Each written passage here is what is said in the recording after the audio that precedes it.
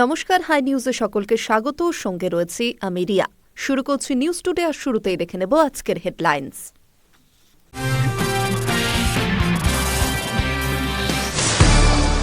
সোমবার স্বামী বিবেকানন্দের ১৬৩তম জন্মদিবস। স্বামীজির বাড়ি সিমলা স্টেট থেকে শুরু করে বেলুর মঠ, নানা প্রান্তে সাড়ম্বরে পালিত বিবেকানন্দের জন্মবার্ষিকী।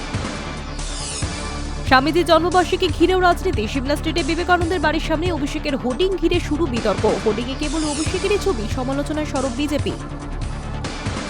সাত সকালে বাঘাযতীন রেল স্টেশনে অস্থায়ী দোকানে আগুন। সকাল 7টা নাগাদ শিয়ালদা থেকে গড়িয়াগামী ডাউন প্ল্যাটফর্মে দোকানে আগুন ছড়িয়ে পড়ে আশপাশের দোকানেও। কাশ্মীরে আকাশে উঠছে পাক ড্রোন, নিরাপত্তা বাহিনীর জন্য জারি হাই অ্যালার্ট। নতুন বছরের শুরু থেকেই আবারও ভারত পাকিস্তান যুদ্ধ পরিস্থিতি তৈরি হয়ে গেল, উঠছে প্রশ্ন।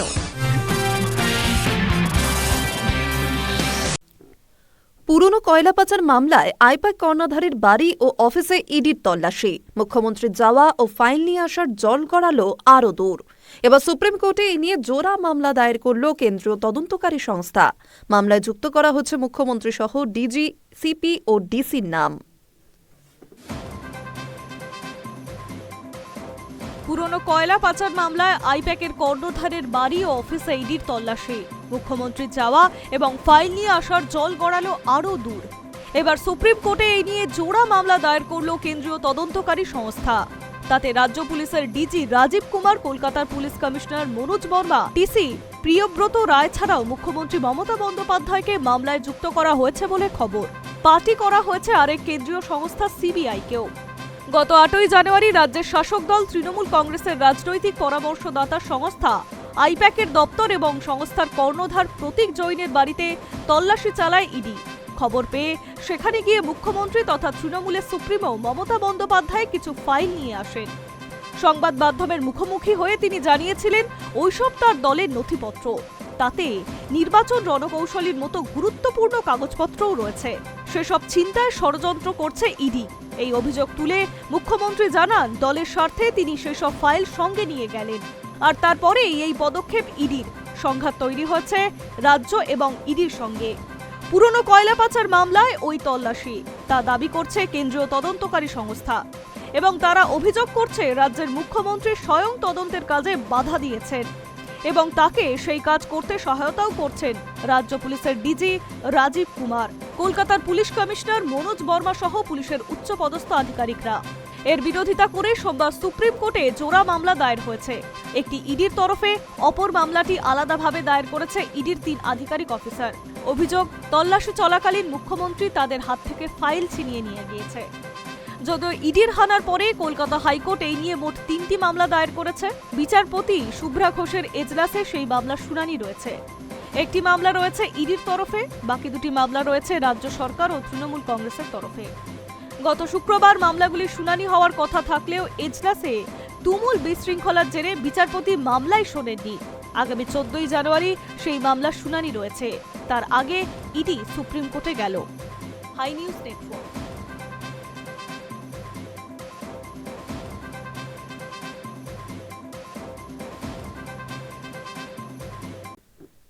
এসআইআরের শুনানি পর্বে ভোটারদের হয়রানির শেষ নেই। তাদের দেওয়া নথিপত্র নির্বাচন কমিশন গ্রাহ্যই করছে না, প্রাপ্তি স্বীকারও করছে না। এই অভিযোগ তুলে দিল্লির কমিশনকে 5ম চিঠি পাঠালেন মুখ্যমন্ত্রী মমতা বন্দ্যোপাধ্যায়।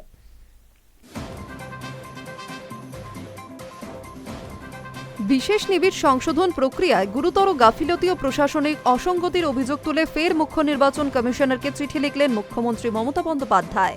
এই নিয়ে 5মবার চিঠিতে সরাসরি অভিযোগ, চলতি সংশোধন প্রক্রিয়ার ফলে সাধারণ মানুষ অযথা হয়রানির শিকার হচ্ছেন এবং যোগ্য ভোটারদের নাম বেআইনিভাবে ভোটার তালিকা থেকে বাদ পড়ছে। সোমবারের এই চিঠিতে মুখ্যমন্ত্রী লেখেন, এসআইআরের নামে যে পদ্ধতি অনুসরণ করা হচ্ছে তা মৌলিকভাবে ত্রুটিপূর্ণ এবং সংবিধানসম্মত নয়। তার দাবি, শুনানির সময় বহু ভোটার প্রয়োজনীয় নথি জমা দিলেও তার কোনো স্বীকৃতি বা রসিদ দেওয়া হচ্ছে না। পরে যাচাইয়ের পর্যায়ে সেই নথিগুলিকে খুঁজে পাওয়া যাচ্ছে না বা রেকর্ডে নেই বলে দেখিয়ে ভোটার তালিকা থেকে নাম বাদ দেওয়া হচ্ছে। মমতার অভিযোগ, নথি জমা দেওয়ার কোনো প্রমাণ ভোটারদের হাতে না থাকায় তারা পুরোপুরি প্রশাসনিক গাফিলতির দায়ের উপর নির্ভরশীল হয়ে পড়ছেন। এতে ভোটাধিকার থেকে বঞ্চিত হওয়ার আশঙ্কাও তৈরি হচ্ছে।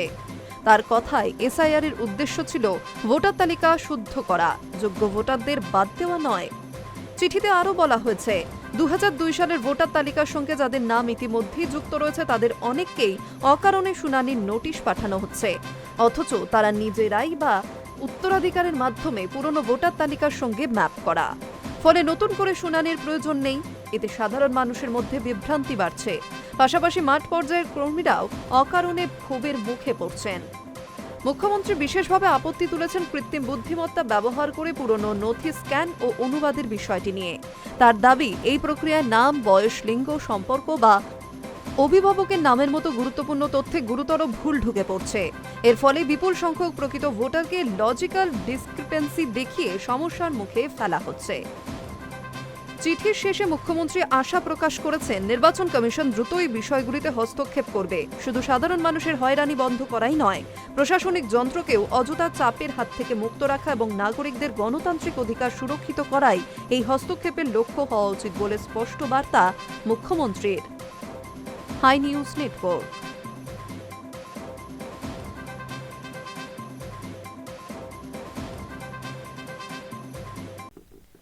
যানজট রুখে বেআইনি টোটোতে রাশ টানতে শহর পুরুলিয়া 3 চাকার এই যানে কিউআর কোডে জুড়ছে পুরুলিয়া পুরসভা। শহরের যানজট সমস্যায় পুরুলিয়া জেলা সাধারণ ও পুলিশ প্রশাসনের সঙ্গে সমন্বয় সাধনে শহরের শ্রী ফেরাতে নতুন বছরে এই বড় পদক্ষেপ নিচ্ছে পুরুলিয়া পুর কর্তৃপক্ষ। যানজট রুখে বেআইনি টোটোতে রাশ টানতে শহর পুরুলিয়ায় 3 চাকার এই যানকে কিউআর কোড জুড়তে চলেছে পুরুলিয়া পুরসভা। শহরের যানজট সমস্যায় পুরুলিয়ার জেলা সাধারণ ও পুলিশ প্রশাসনের সঙ্গে সমন্বয় সাধনে শহরের শ্রী ফেরাতে নতুন বছরে এই বড় পদক্ষেপ নিচ্ছে পুরুলিয়া পুর কর্তৃপক্ষ। ইতিমধ্যেই এই কাজের রূপরেখা তৈরি করে ফেলেছেন পুরুলিয়ার পুরসভা প্রশাসক তথা পুরুলিয়ার সদর মহকুমার শাসক উৎপল কুমার ঘোষ। আর সেই গাইডলাইন মেনেই কাজ শুরু করে দিয়েছে পুরুলিয়ার পুরসভার টিম। মঙ্গলবার থেকে পুরুলিয়া শহরে এমএসএম ময়দানে ধাপে ধাপে শহরের সমস্ত টোটোকে কিউআর কোডে যুক্ত করবে, যার ফলে এই শহরের টোটোর সংখ্যা ঠিক কত তার একটি তথ্যপঞ্জি তৈরি হয়ে যাবে পুরুলিয়ার পুরসভার কাছে। সেই সঙ্গে জাতীয় সড়ক এড়িয়ে একটি নির্দিষ্ট রুট তৈরি করা হয়েছে, সেই মোতাবেক তৈরি করা হয়েছে ভাড়ার তালিকা। কোনো টোটো চালক অতিরিক্ত ভাড়া চাইলেই যাত্রীরা ওই টোটোতে থাকা কিউআর কোড মোবাইলে স্ক্যান করে সমস্ত বিশদে তথ্য সংগ্রহ করে অভিযোগ জানাতে পারবে পুরুলিয়ার পুরসভার কাছে। তাছাড়া কোনটা শহরের টোটো আর কোনটা গ্রামীণ টোটো সহজেই চিহ্নিত করতে পারবে পুরুলিয়ার পুর কর্তৃপক্ষ। কারণ চলতি মাসের মধ্যেই অর্থাৎ মকর পর্বের পর থেকেই গ্রামীণ টোটো যেমন শহরে ঢুকতে পারবে না, তেমন শহরের টোটোও গ্রামে ঢুকতে পারবে না। পুরুলিয়া শহরের ঢোকার মুখে বিভিন্ন রাস্তায় টোটো স্ট্যান্ড তৈরি করে দিচ্ছে পুরুলিয়ার পুরসভা। পুরুলিয়া পুরসভার প্রশাসক বলেন, টোটোতে কিউআর কোড জুড়ে দিয়ে এক কাজের মধ্যে দিয়ে আমরা অনেকটাই কাজ সফল করতে চাইছি। মঙ্গলবার থেকে টোটোগুলির কিউআর কোড যুক্ত করার কাজ শুরু হচ্ছে, যা ধাপে ধাপে চলবে। এই কাজের মধ্যে দিয়ে যানজট রেখার পাশাপাশি যাত্রী সুরক্ষার বিষয়টিও রয়েছে। আমরা ওই 3 চাকার যানের একটি তথ্যপঞ্জি তৈরি করে নিতে পারছি, যা পরবর্তীকালে টোটো সংক্রান্ত কাজে সহায়ক হবে। পুরুলিয়া পুরসভা সূত্রে জানা গিয়েছে, ভোটার আইডি কার্ড এবং টোটো রেজিস্ট্রেশনের মধ্যে টোটোগুলিকে কিউআর কোড যুক্ত করা হচ্ছে। পুরুলিয়ার আঞ্চলিক পরিবহন দপ্তর সূত্রে জানা গিয়েছে, এই জেলার শহর এবং গ্রামীণ এলাকা মিলিয়ে ডিসেম্বর মাস অনুযায়ী এই জেলায় ৭,২৬৯টি টোটো রয়েছে। পুরুলিয়া শহরে টোটোর সংখ্যা সুনির্দিষ্ট করার তালিকা পুরসভার কাছে নেই। 2021 থেকে 22 সালে পুরুলিয়া শহরের টোটোর জন্য যে স্টিকার দেওয়া হয়েছিল সেই সংখ্যাটা ছিল ১,৭৩০টি। তবে ওই সংখ্যার মধ্যে পুরুলিয়ার 1 এবং পুরুলিয়ার 2 ব্লক অন্তর্ভুক্ত ছিল। তবে 2024 থেকে 25-এর আর্থিক বছরে পুরুলিয়ার পুরসভা থেকে যে স্টিকার দেওয়া হয়েছিল তাতে যে সংখ্যা পাওয়া গেছে তা হচ্ছে 185টি। যদিও ওই শহরে প্রায় 1,৫০০-এর কাছাকাছি টোটো রয়েছে।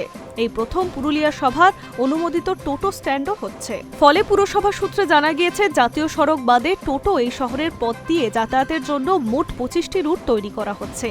3 থেকে 5 কিলোমিটারের রুটে নির্দিষ্ট করে ভাড়া কার্যকর করার পাশাপাশি রুট অনুযায়ী টোটো স্ট্যান্ডও রয়েছে। শহর জুড়ে যে কটা টোটো স্ট্যান্ড হবে তার মধ্যে উল্লেখযোগ্য পুরুলিয়া শহরের সাহেববাঁধের পাশে জার্গার্স পার্কের বিপরীতে। পুরুলিয়া শহরের গ্রামীণ টোটো ঢুকে গেলে জরিমানা দিতে হবে বলে সিদ্ধান্ত নেওয়া হয়েছে পুরসভার তরফে। Hi news Network. ইংরেজি নতুন বছরের শুরুতেই পাহাড়ের পর্যটকদের জন্য দারুণ খবর শোনালো দার্জিলিং হিমালয়ান রেলওয়ে। বন্ধ হয়ে যাওয়া জঙ্গল সাফারি আবারও চালু করল DHR। আপাতত সপ্তাহে 2 দিন শনিবার ও রবিবার টয় ট্রেনে এই জঙ্গল সাফারি চালু থাকবে বলেই খবর। ইংরেজি নতুন বছরের শুরুতেই পাহাড়ের পর্যটকদের জন্য দারুণ খবর শোনালো দার্জিলিং হিমালয়ান রেলওয়ে। বন্ধ হয়ে যাওয়া জঙ্গল সাফারি আবারও চালু করল DHR। আপাতত সপ্তাহে 2 দিন শনিবার ও রবিবার টয় ট্রেনে এই জঙ্গল সাফারি হবে। পাবলিক প্রাইভেট পার্টনারশিপে এক বেসরকারি সংস্থার সাহায্য নিয়ে নতুন বছরের দ্বিতীয় রবিবার থেকেই এই পরিষেবার সূচনা হল। একেবারে প্যাকেজ সিস্টেমে এই সাফারি করতে পারবেন পর্যটকরা। এই সাফারিতে শিলিগুড়ি জংশন থেকে রওনা হয়ে টয় ট্রেনে গয়াবাড়ি পর্যন্ত যাওয়া যাবে। পথে উত্তরবঙ্গের অন্যতম সংরক্ষিত বনাঞ্চল মহানন্দা রয়েছে। কপাল ভালো থাকলে ট্রেনে বসেই দেখা যাবে বুনো হাতির পাল, মুখ উঁচু করে স্থির হয়ে দাঁড়িয়ে থাকা বুনো বাইসন, হরিণ কিংবা বাঘ।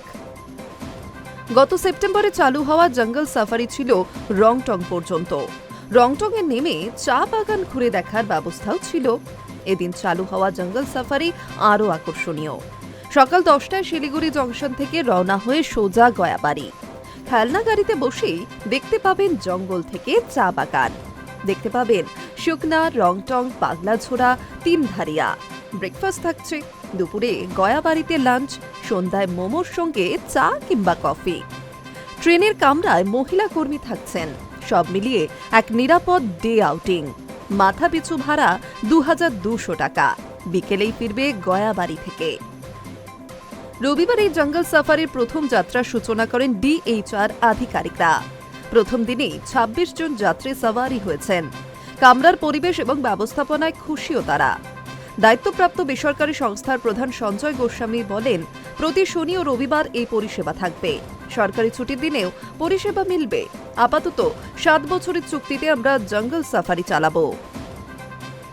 High news Network.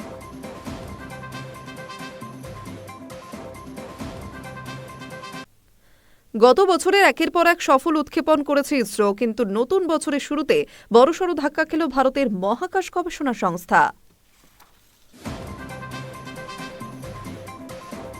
গত বছরে একের পর এক সফল উৎক্ষেপণ করেছে ইসরো, কিন্তু নতুন বছরের শুরুতে বড়সড় ধাক্কা খেল ভারতের মহাকাশ গবেষণা সংস্থা। সোমবার সকালে PSLV-C62 রকেটের মাধ্যমে 16টি উপগ্রহ মহাকাশে পাঠানো হয়। উৎক্ষেপণের শুরুতেই সব ঠিক থাকলেও আচমকাই তৃতীয় ধাপে গিয়ে সমস্যা দেখা যায়। সম্ভবত মহাকাশে হারিয়ে গিয়েছে 16টি উপগ্রহ। সোমবার সকাল 10:18 শ্রীহরিকোটা থেকে যাত্রা শুরু করে PSLV-C62 রকেট। গত বছর অবশ্য EOS-109 নামে একটি কৃত্রিম উপগ্রহ মহাকাশে পাঠাতে গিয়ে ব্যর্থ হয় এই রকেট। সেই ব্যর্থতা ভুলেই নতুন মিশন শুরু করেছিল নতুন বছরে। ইসরোর তরফে জানা গিয়েছে, উৎক্ষেপণের প্রায় কয়েক মিনিট একেবারে পরিকল্পনা মাফিক মসৃণ গতিতে এগিয়েছিল PSLV-C62 রকেট, কিন্তু তৃতীয় পর্যায়ে গিয়ে রকেটটি আচমকাই গতিপথ বদলে ফেলে। তবে এই সমস্যা দেখা দিলেও এখনই ইসরোর তরফে এই মিশনকে ব্যর্থ বলে ঘোষণা করা হয়নি। চেয়ারম্যান V নারায়ণন জানান, 16টি উপগ্রহ নিয়ে ঠিক কী সমস্যা হয়েছে সেটা খতিয়ে দেখা হবে। যাবতীয় তথ্য পড়ে জানানো হবে। তবে বিশ্লেষকদের মতে PSLV-C62 রকেটের উৎক্ষেপণের পর তৃতীয় পর্যায়ে গিয়ে সমস্যা দেখা দিলে সেই মিশনকে ব্যর্থ বলেই ধরে নিতে হবে। রকেটের সঙ্গে থাকা 16টি উপগ্রহ মহাশূন্যে হারিয়ে গিয়েছে বলেই অনুমান। উল্লেখ্য, গত বছর PSLV রকেটের মাধ্যমে একবার উৎক্ষেপণের চেষ্টা করা হয়েছিল, কিন্তু সেই মিশন মুখ থুবড়ে পড়ে। তার আগে আরও 3 বার ধাক্কা খেয়েছে PSLV রকেটের মাধ্যমে উৎক্ষেপণ। নতুন বছরে যে 16টি উপগ্রহ মহাকাশে পাঠানোর মিশন ছিল PSLV রকেটের, তার মধ্যে অন্যতম অন্বেষা। DRDOর তৈরি এই কৃত্রিম উপগ্রহের মাধ্যমে প্রতিরক্ষা বিভাগের নজরদারি আরও জোরদার হতো। এই উপগ্রহের মাধ্যমে ভূপৃষ্ঠ থেকে বিকিরিত আলোর উৎসও জানা যেত। ভারতের সীমান্তে শত্রুপক্ষের আনাগোনা বা অস্ত্র মোতায়েনের খবরও জানতে অত্যন্ত গুরুত্বপূর্ণ ছিল এই অন্বেষা, কিন্তু আপাতত সেই স্যাটেলাইট হারিয়ে গেল। High news Network. সোমবার আহমেদাবাদের সবরমতী নদীর তীরে যৌথভাবে আন্তর্জাতিক কাইট উৎসব 2026 উদ্বোধন করেন প্রধানমন্ত্রী নরেন্দ্র মোদী এবং জার্মান চ্যান্সেলর ফ্রিডরিক মের্জ, যা দুই দেশের মধ্যে সাংস্কৃতিক এবং কূটনৈতিক সম্পৃক্ততার মিশ্রণ তুলে ধরে। সোমবার আহমেদাবাদের সবরমতী নদীর তীরে যৌথভাবে আন্তর্জাতিক ঘুড়ি উৎসব 2026 উদ্বোধন করলেন প্রধানমন্ত্রী নরেন্দ্র মোদী এবং German chancellor Friedrich Merz. Narendra Modi এবং জার্মান চ্যান্সেলর ফ্রেডরিক দুই নেতা এই উৎসবে অংশগ্রহণ করেন, যা দুই দেশের মধ্যে সাংস্কৃতিক এবং কূটনৈতিক সম্পৃক্ততার মিশ্রণ তুলে ধরে। অনুষ্ঠানে দেখা যায় উভয় নেতা সেই অনুষ্ঠানে অংশগ্রহণকারীদের সঙ্গে আলাপচারিতা করছেন এবং উৎসব উপভোগ করছেন, যা দুই দেশের ঘুড়ি প্রেমীদের আকর্ষণ করেছে। অনুষ্ঠান চলাকালীন উভয় নেতা একসাথে ঘুড়িও উড়িয়েছেন। মকর সংক্রান্তির আর মাত্র কয়েকদিন বাকি। আন্তর্জাতিক ঘুড়ি উৎসব 3 দিন ব্যাপী চলবে এবং 14 জানুয়ারি শেষ হবে বলে খবর। এই উৎসবে 50টি দেশের মধ্যে 135 জন আন্তর্জাতিক ঘুড়ি খেলোয়াড়রা অংশগ্রহণ করবেন। উৎসবের উদ্বোধনের আগে প্রধানমন্ত্রী নরেন্দ্র মোদী জার্মান চ্যান্সেলরকে আহমেদাবাদের সবরমতী আশ্রমে স্বাগত জানান। আশ্রমে পৌঁছানোর পর উভয় নেতা জাতির জনক মহাত্মা গান্ধীর প্রতি পুষ্পস্তবক অর্পণ করে শ্রদ্ধা জানান। এই সফর চ্যান্সেলরের মেজর ভারত সফরে অংশগ্রহণ করেছেন, যার লক্ষ্য ভারত ও জার্মানির দ্বিপাক্ষিক সম্পর্ক আরও সুগভীর করা এবং কূটনৈতিক সম্পর্কের 75 বছর এবং ভারত জার্মানির কৌশলগত অংশীদারিত্বের 25 বছর উদযাপন করা। সোমবার সকালে এই উৎসবে জার্মান চ্যান্সেলর ছিলেন। প্রধানমন্ত্রী নরেন্দ্র মোদীর আমন্ত্রণে এই সফর অনুষ্ঠিত হয়েছে। মের্জ 12 জানুয়ারি থেকে 13 জানুয়ারি পর্যন্ত ভারতে থাকবেন। উভয় নেতা সকাল 11:15 গান্ধীনগরের মহাত্মা গান্ধীর দ্বিপাক্ষিক বৈঠক করেন বলে খবর। দুই নেতা ভারত জার্মানির কৌশলগত অংশীদারিত্বে অগ্রগতির পর্যালোচনা করেন, যা সম্প্রতি তার 25তম বার্ষিকী উদযাপন করছে। 3 দিনের সফর শেষে জার্মান চ্যান্সেলর আবার জার্মানির উদ্দেশ্যে রওনা দেবেন বলে খবর। Hi news Network. ভারতের সীমান্ত পেরিয়ে কাশ্মীরের আকাশে উঠছে পাক ড্রোন। রবিবার বিকেলের এই ঘটনার পরই নিরাপত্তা বাহিনীর জন্য হাই অ্যালার্ট জারি করা হয়েছে।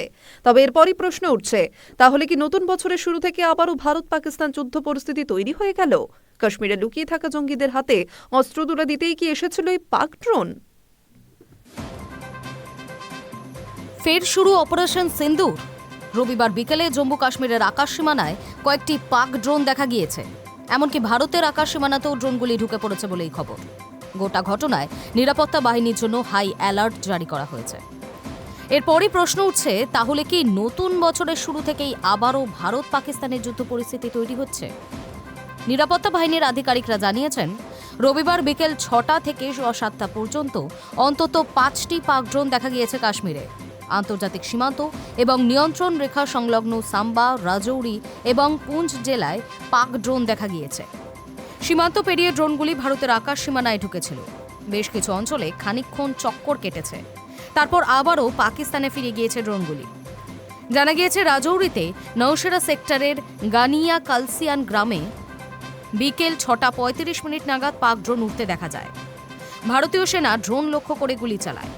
অন্যদিকে সাম্বা জেলার চক বাবরাল গ্রামে সন্ধে 7:15 নাগাদ চক্কর কাটে পাক ড্রোন। পুঞ্চ জেলায় নিয়ন্ত্রণ রেখা লাগোয়া এলাকাগুলিতে সন্ধে 6:30 নাগাদ একটি পাক ড্রোন উঠতে দেখা যায়। তবে ভারতের ওপর কোনো হামলা চালায়নি এই পাক ড্রোনগুলি। ভারতের প্রত্যাঘাতে কোনো পাক ড্রোন ক্ষতিগ্রস্ত হয়েছে কিনা সেটাও জানা যায়নি। নিরাপত্তা আধিকারিকদের মতে, ভারতে লুকিয়ে থাকা জঙ্গিদের অস্ত্র ও অন্যান্য রসদ দিতেই সম্ভবত এসেছিল পাক ড্রোনগুলি। ইতিমধ্যেই এই 3 জেলায় শুরু হয়েছে চিরুনি তল্লাশি। যেই এলাকাগুলিতে পাক ড্রোন চক্কর কাটতে দেখা গিয়েছে, সেখানে তল্লাশি শুরু করেছে সেনা, পুলিশ এবং অন্যান্য সংস্থাগুলি। গভীর রাতেও তল্লাশি চলেছে। কিন্তু প্রশ্ন উঠছে, ভারতের আকাশ সীমা পেরিয়ে 5টি ড্রোন ঢুকে পড়ল কি করে? প্রথমেই কেন আটকানো যায়নি ড্রোনগুলিকে? পেহেলগাঁও হামলা এবং অপারেশন সিন্দুরের পর থেকেই সীমান্ত এলাকা অশান্ত হয়ে রয়েছে। সেখানে বায়ুসেনা এবং স্থলসেনার উপস্থিতি সত্ত্বেও কেন পাক ড্রোন রোখা গেল না? Hi news Network.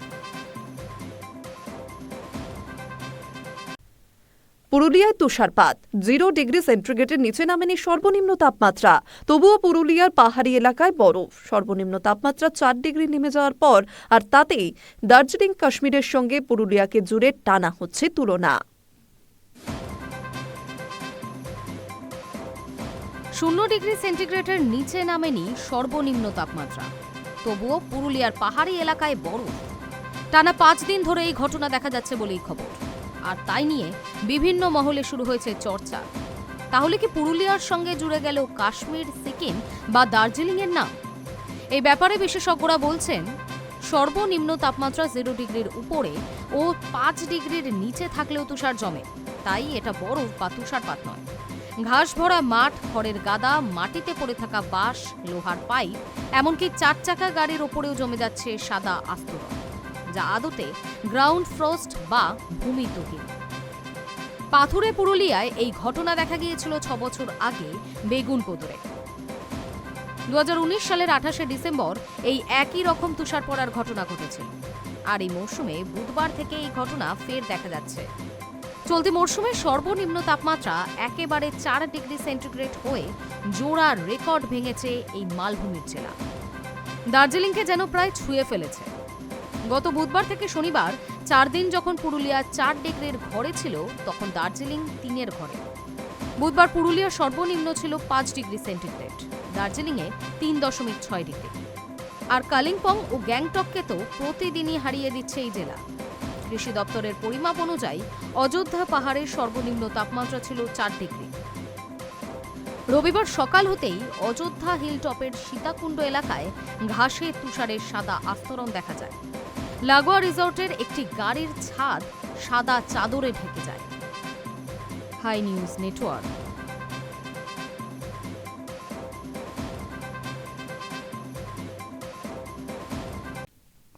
দার্জিলিংয়ের সান্দাকফু ফালুট সীমানা থেকে সিকিমের জুলুক, ছাঙ্গু উপত্যকা, নাথুলা অথবা ইয়ুংথাং, যেদিকে চোখ যায় রাশি রাশি বরফ। তুষারে ঢেকেছে গাছগাছালি থেকে বাড়ির ছাদ। রাস্তা বরফের আস্তরণে তলিয়ে থাকায় বিপত্তিও বেড়েছে। কিন্তু বিপদের হাতছানির তোয়াক্কা না করেই তুষারপাতের নৈসর্গিক দৃশ্য উপভোগের নেশার একরকম বেপরোয়া পর্যটকেরা।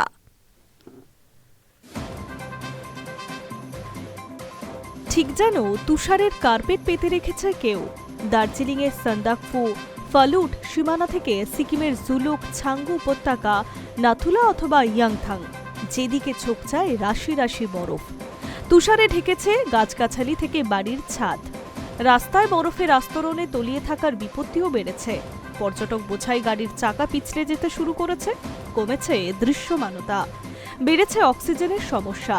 কিন্তু বিপদের হাতছানির তোয়াক্কা না করেই তুষারপাতের নৈসর্গিক দৃশ্য উপভোগের নেশায় একরকম বেপরোয়া পর্যটকরা।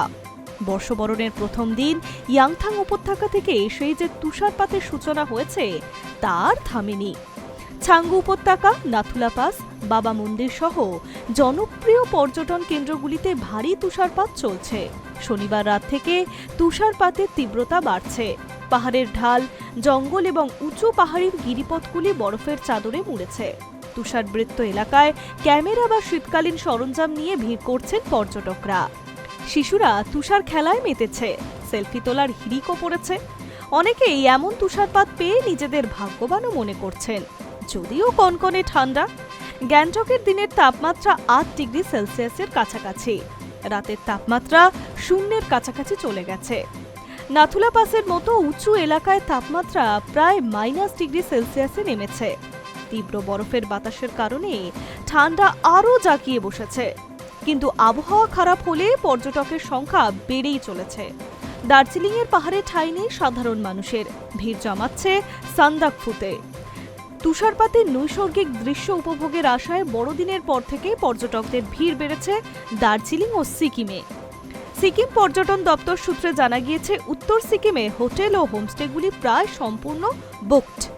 সিকিম সরকারের পর্যটন ও বেসামরিক বিমান চলাচলের বিভাগের উপদেষ্টা জানিয়েছেন, পর্যটকদের ভিড় ক্রমশ বাড়ছে। তুষারপাতের জন্য উত্তর সিকিমের প্রায় সমস্ত হোটেলে বুকড। গত রবিবার 6,000-এর বেশি পর্যটক নাথুলা পাস এবং পূর্ব সিকিমের ছাঙ্গু হ্রদ পরিদর্শন করেছেন। সিকিম পর্যটন দপ্তরের কর্মকর্তারা জানান, বড়দিনের পর থেকে পর্যটকরা তুষারপাত দেখার আশায় উত্তর সিকিমে ভিড় জমাতে শুরু করেছেন। 0 পয়েন্টে তুষারপাত চলছে। সিকিম সরকারের পর্যটন ও বেসরকারি বিমান পরিদপ্তর সূত্রে খবর, সিকিমে 1,181টি হোটেল, 1,900 81টি হোমস্টে, 600টির বেশি রেস্তোরাঁ রয়েছে। এছাড়া অতিরিক্ত গেস্ট হাউস এবং পিজির সুবিধাও রয়েছে। সেখানে আরও 1,500 পর্যটক থাকতে পারবেন। সব মিলিয়ে রাজ্যের হোটেল ও হোমস্টেগুলিতে 22,652টি রুম এবং 43,807টি শয্যা রয়েছে। এবং শুধুমাত্র গ্যাংটকে প্রতিদিন 45,000 পর্যটক থাকতে পারবেন। কিন্তু এবারের ভিড় যেভাবে বেড়ে চলেছে, আগাম বুকিং না করলে পর্যটকরা বিপদে পড়তে পারেন। সিকিম প্রশাসন সূত্রে জানা গিয়েছে, বিদেশি পর্যটক ভ্রমণের পারমিট অবাধ নয়। কয়েকটি সুরক্ষিত অঞ্চল অতিরিক্ত ছাড়পত্রের প্রয়োজন রয়েছে। অসুবিধা এড়াতে অনলাইন ভ্রমণ পারমিট ইস্যুর ব্যবস্থাও রয়েছে। পর্যটকদের বাড়তি চাপ সামাল দিতে আরও 1,000 হোমস্টে তৈরির পরিকল্পনাও নেওয়া হয়েছে। অন্যদিকে দার্জিলিংয়ে তুষারপাত না হলে বেশিরভাগ হোটেল এবং হোমস্টেগুলি বুকড রয়েছে। করোনাকালের পর এইবার প্রথম এত পর্যটক শৈলশহরে। হোটেল থেকে হোমস্টে সর্বত্রই কোথাও ফাঁকা নেই। ট্যুর অপারেটর সংস্থাগুলি জানাচ্ছে, এবার জানুয়ারি মাস জুড়ে দার্জিলিং পাহাড়ে পর্যটকদের ভিড় থাকার সম্ভাবনা রয়েছে। রাজ্য ইকো ট্যুরিজম কমিটির চেয়ারম্যান রাজ বসু বলেন, এবার দার্জিলিং পাহাড়ের পর্যটকদের ভিড় সর্বকালীন রেকর্ড ছাড়াতে পারে। জানুয়ারি মাস জুড়ে শৈলশহরে পা ফেলার জায়গা মিলছে না। তুষারপাত হলে তো কথাই নেই। এটা খুবই একটা ভালো দিক পর্যটনের ক্ষেত্রে। Hi news Network. News today এখন এই পর্যন্তই। আরও অন্যান্য খবরের জন্য নজর রাখুন হাই নিউজে। নির্ভীক, নিরপেক্ষ।